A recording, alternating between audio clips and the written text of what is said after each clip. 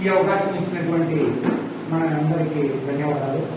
ఈరోజు మనము legal awareness camp జరుపుకోవాలనుకుంటున్నాము.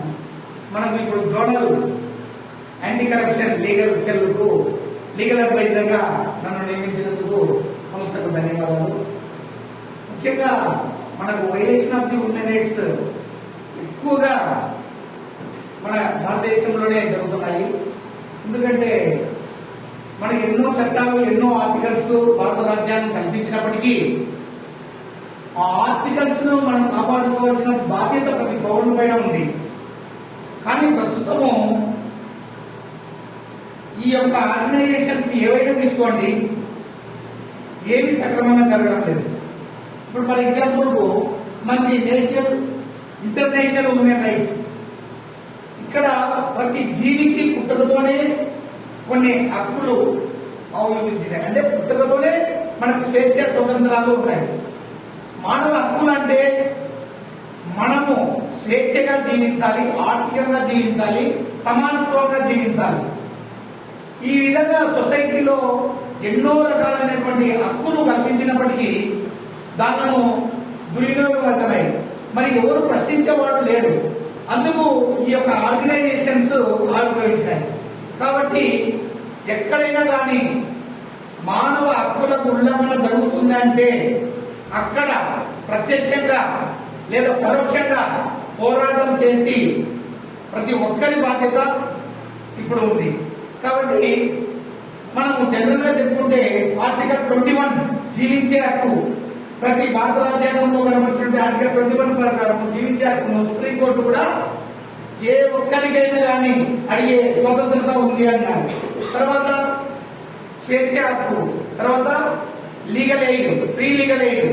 మనకు చట్టాల గురించి తెలుసుకునేటప్పటికీ సుప్రీంకోర్టులో ఆర్టికల్ 338 ప్రకారము మనకి ఏ రోజైనా ఎప్పుడైనా 24 hours లో ఎప్పుడైనా కానీ మనం కంప్లైంట్ చేయొచ్చు. ఎందుకంటే సుప్రీంకోర్టు క్లియర్ గా చెప్తుంది, మానవ హక్కులకు భంగం కలిగినప్పుడు ఏ టైంలోనైనా, ఏ నిమిషంలోనైనా, ఏ విషయంలోనైనా మీరు తలుపును తట్టండి. సుప్రీంకోర్టులో ఫ్రీ ఆఫ్ కాస్ట్, ఉచితంగా ప్రతి పౌరుడికి హక్కు ఉంది. మరి ఈ హక్కును గతంలో మన టెర్రరిస్టును ఉరి తీయాలని చేస్తే సుప్రీంకోర్టు తీర్పు చెప్పినప్పుడు దాన్ని డివైడ్ చేయమన్నారు. మన హక్కుల పోరాట వీరులందరూ కలిసి, మహానుభావులందరూ కలిసిపోయి నైట్ మిడ్-నైట్ లేపితే లాస్ట్ 2 o'clock పర్మిషన్ ఇచ్చి హౌస్ మోషన్ పిటిషన్ వేస్తే, హౌస్ మోషన్ 2 o'clock మొత్తం రివిజన్ పిటిషన్ రివ్యూ చేస్తే మార్నింగ్ 5 o'clock జడ్జిమెంట్ ఇచ్చేసినారు ఉరి తీయవచ్చు అని. కసం దాంతో అంటే మానవ హక్కులు ఉల్లంఘన జరుగుతుంది. ఒక వ్యక్తి జీవించకు కోల్పోతున్నాడు, స్వేచ్ఛగా జీవించకు కోల్పోతున్నాడు అన్నప్పుడు హైకోర్టు అయితే 228 ఆర్టికల్ కింద, సుప్రీంకోర్టు అయితే 338 కింద మనం ఎవరైనా కానీ ప్రతి పౌరుడు ఉచితంగా రిటర్న్ గా రాసి పంపడం కానీ లేదా డైరెక్ట్ పోయి మోషన్ లో మూవ్ చేయడం కానీ చేయవచ్చు. కాబట్టి దీంట్లో ఎలాంటి ఫీజు అవసరం లేదు, ఎలాంటి ఇది లేదు. అలాగే హైకోర్టును కూడా ఉచిత లీగల్ ఎయిడ్, మనకు ఏదైనా ఒక అన్యాయం జరుగుతుంది, ఆ అన్యాయాన్ని హైకోర్టు దృష్టిని తీసుకెళ్లాలంటే హైకోర్టులో ఫీజులు, కోర్టులో అవసరం లేదు. మనం డైరెక్ట్ ఫ్రీ ఆఫ్ కాస్ట్ తో మూవ్ చేయొచ్చు. అలాగే జిల్లా కోర్టులో కూడా నేను జిల్లా కోర్టులోనే ఇప్పుడు నంద్యాల ప్రాక్టీస్ చేస్తాను. ఏ ఒక్క కేసు అయినా కూడా, ఏ ఒక్క కేసు అయినా అంటే ఇక్కడ క్రిమినల్ కేసులు కావచ్చు, సివిల్ కేసులు కావచ్చు, భూ తగాదాలు కావచ్చు, బాండ్లు కావచ్చు. మీరు అనుకోవచ్చు మరి ఫీజు పెట్టారు కదా కొంచెం భూ తగాదాలు, కానీ ఆ భూ తగాదాలకు అంటే ఎగ్జామ్షన్ ఉన్నాయి. అంటే మీకు ఎందుకు అంటే అందరూ మన వాళ్ళమే కాబట్టి జనరల్ గా లాయర్లు చెప్పం. ఎందుకంటే మీకు అందరి సబ్జెక్ట్ తెలియదు అనుకో, లాయర్ల దగ్గరికి రారు, ఫీజులు కట్టరు, డైరెక్ట్ ఫ్రీ ఆఫ్ కాస్ట్ చేసుకొని పోతారు.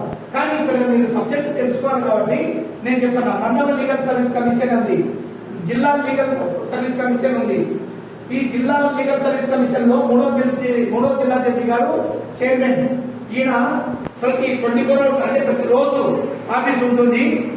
మీకు ఏ సమస్య వచ్చినా, ఒక పొల తగాదాలు కానీ, భూ తగాదాలు కానీ, క్రిమినల్ కానీ, సివిల్ కానీ, ఏవైనా కానీ ఒక అర్జీ రూపంలో రాసుకొని వచ్చి అక్కడ సమర్పించడానికి అధికారం ప్రతి పౌరుడికి ఉంది. ఇక్కడ ఫస్ట్ న్యాయవాదులం కాదు, ప్రజలు. కోర్టు కావాల్సింది ఎవరు? ప్రజలు. కాబట్టి ఫస్ట్ కోర్టు 10:30కి ఓపెన్ అయితేనే ఫస్ట్ అర్జీదారులు అంటారు. న్యాయవాదులందరినీ పక్కన పెట్టి ఈ జిల్లా కోర్టు కానీ, హైకోర్టు కానీ, సుప్రీంకోర్టు కానీ ఫాలో అయ్యేదేమి ఫస్ట్ అర్జీదారులు అంటాం. అంటే ప్రజల దగ్గర నుంచి స్వచ్ఛందంగా వాళ్ళు ఏమైనా అభ్యంతరాలు ఉంటే వాళ్ళు తీసుకొని రండి, మాకు ఇవ్వండి అని కన్ఫర్మ్ చేస్తాం. అర్జీదారులు అన్నప్పుడు ఎవరికి అర్థం కాదు, ఎవరు ఇవ్వడం చేస్తారు. కాబట్టి మీరు అర్జీదారులు అన్నప్పుడు ఏ వ్యక్తి అయినా కూడా తను ఏదైనా ఒక కంప్లైంట్ ఉంటే రాసుకొని వచ్చి డైరెక్ట్ జడ్జి గారికి ఇవ్వచ్చు. జడ్జి గారికి ఇస్తే డైరెక్ట్ జడ్జి గారు యాక్షన్ తీసుకొని మండల లీగల్ సర్వీస్ కానీ, జిల్లా లీగల్ సర్వీస్ కానీ పంపిస్తారు. దాంట్లో మీకు ఫ్యాక్ట్స్ ఉండి దాంట్లో మెరిట్స్ ఉంటే ఆ కేసు పుటప్ చేసి మీకు ఫ్రీ ఆఫ్ కాస్ట్ తో ఒక లాయర్ ని ఎంగేజ్ చేస్తారు. సీనియర్ లాయర్ నే, మళ్ళీ జూనియర్ లాయర్, మంచి సీనియర్ లాయర్ ని ఎంగేజ్ చేసి దానికి కట్టవలసిన ఫీజులు ఉంటే ఏదైనా కానీ గవర్నమెంట్ నుంచి డబ్బులు వస్తాయి. కాబట్టి మీకు ఫ్రీ ఆఫ్ కాస్ట్ తో ఎలాంటి రూపాయి డబ్బులు లేకుండా మండల లీగల్ సర్వీస్ కానీ, జిల్లా లీగల్ సర్వీస్ కానీ, రాష్ట్ర లీగల్ సర్వీసెస్ అథారిటీ కానీ ఫ్రీ ఆఫ్ కాస్ట్ తో మీకు సర్వీసులు అందిస్తున్నాయి. ఇక్కడ వరకు బాగుంటాయి. మనం జనరల్ గా మానవ హక్కులు మన ఆర్గనైజేషన్ గురించి చెప్పాలంటే ఏవైనా మనం ఆర్గనైజేషన్ లో ఉపయోగించుకోవచ్చు. ఫర్ ఎగ్జాంపుల్ ఇప్పుడు చెప్తే జనరల్ గా ఈ ముచ్చుమరి ఇష్యూ కానీ, నంద్యాల ఇష్యూలు కానీ ఎక్కువ వైలేషన్ అయ్యేది ఎక్కడ? మానవ హక్కులు వైలేషన్ ఎక్కువ ఎక్కడ జరుగుతున్నాయి? వెంటనే మనకు గుర్తొచ్చేది ఇక్కడ పోలీస్ స్టేషన్. పోలీస్ స్టేషన్ లో అడుగడుగున ప్రతిరోజు, ప్రతి నిమిషం, ప్రతి సమయంలో మానవ హక్కుల ఉల్లంఘనలు జరుగుతున్నాయి. ఎందుకంటే సివిల్ నేచర్ లో ఇన్వాల్వ్ కావద్దు పోలీసులు. మరి సివిల్ కేసులలోనే పోలీసులు ఇన్వాల్వ్ అవుతున్నారు. వాటిని పిలిపియద్దు. Without reason don't ask come to police station. Why are you asking? పిలుస్తున్నారు, పోతున్నారు. ఆ పోలీసు నుంచి పోలీసు వచ్చింది, మా రండి ముందు, పోకూడదు, అవసరం లేదు. ఏమండి రీజన్? హక్కు, వాళ్ళ హక్కును విలువదు, వాళ్ళ హక్కు ఉంది, పోవాల్సిన అవసరం లేదు.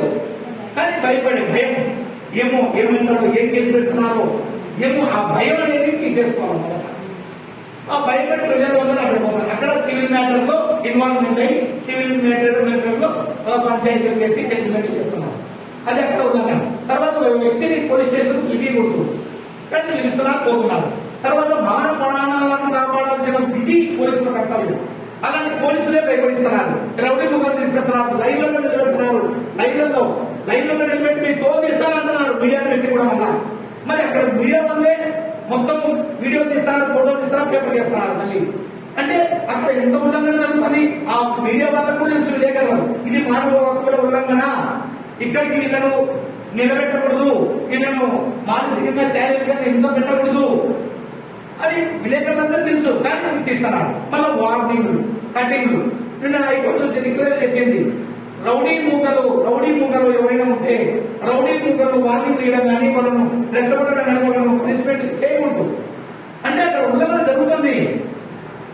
మళ్ళీ దాన్ని హైలైట్ గా రాస్తారు. ఇంకొక ఆఫీసర్ అంటారు, ఇంతకుముందు గతంలో సీనియర్ విలేకరులకు తెలుసు, ఎవరైనా అల్లరి చెల్లలేకపోతే తుపాకీతో కాల్చి చంపి పడేస్తానంటాడు.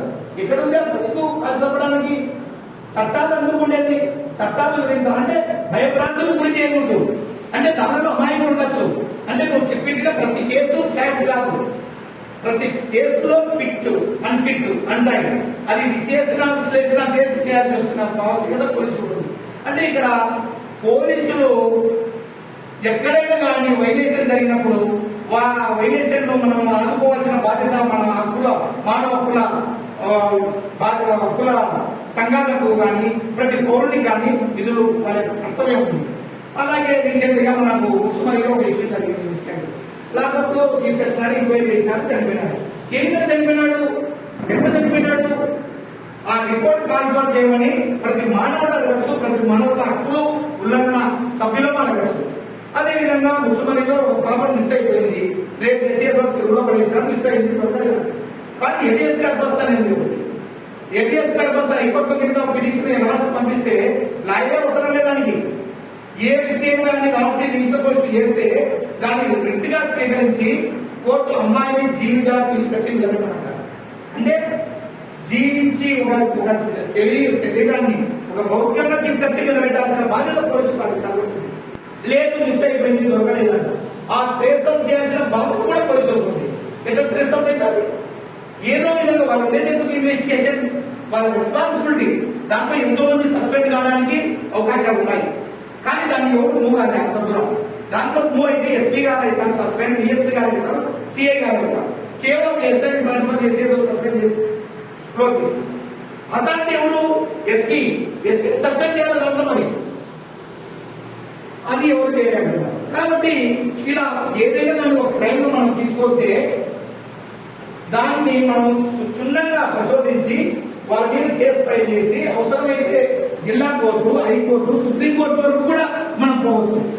ఈ నేను చెప్పేది లీగల్ ఎయిడ్ తర్వాత లీగల్ సర్వీస్ కమిషన్ వచ్చిన తర్వాత ఈ ఫ్రీ లీగల్ ఎయిడ్ వచ్చింది కాబట్టి ప్రతి ఒక్కరు జిల్లా కోర్టులను ఫ్రీగా ఉపయోగించుకోవచ్చు, హైకోర్టును ఉపయోగించుకోవచ్చు, సుప్రీం కోర్టును ఆర్టికల్ 338 ప్రకారం సుప్రీం కోర్టు 24 అవర్స్ లో వర్కింగ్ చేసేదానికి వందల అధికారాలు ఉన్నాయి. మనకు కూడా హక్కు ఉంది. కాబట్టి ఎక్కడైనా మానవుడు ఒక ఇది లేని పరిస్థితిలో చంపుతున్నాడు స్పాట్ లో ఉన్నప్పుడు మనం తప్పదు, విధి లేని పరిస్థితి